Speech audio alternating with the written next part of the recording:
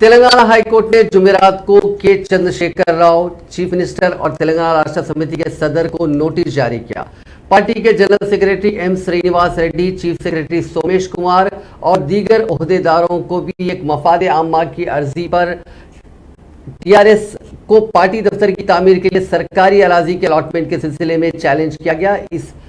इसी सिलसिले में हाईकोर्ट ने नोटिस जारी किया है। यह अर्जी हैदराबाद के पॉश बंजारा हिल्स इलाके में हुक्मरान पार्टी के डिस्ट्रिक्ट हेडक्वार्टर की तामीर के लिए 100 रुपए फी मुरब्बा गज के हिसाब से 4,935 मुरब्बा गज प्लॉट के अलॉटमेंट पर सवाल उठाते हुए दायर की गई थी। ये प्लॉट 11 मई को चीफ सेक्रेटरी के जारी करदा एक सरकारी हुक्मनामे के जरिए अलॉट किया गया था। दरखास्त गुजार के Maheshwar Raj all India confederation of SC/ST organisations के रियासती सदर और एक सिविल कॉन्ट्रैक्टर हैं। Chief commissioner of land administration, principal secretary revenue और हैदराबाद के जिला कलेक्टर को भी नोटिस जारी किए गए हैं।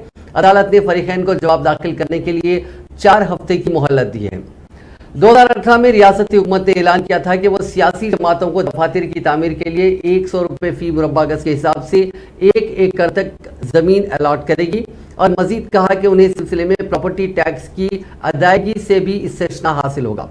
टीआरएस ने 32 अजला में पार्टी दफातर तामीर किए हैं और अभी तक उसका हैदराबाद डिस्ट्रिक्ट हेडक्वार्टर में पार्टी ऑफिस तामीर करना बाकी है।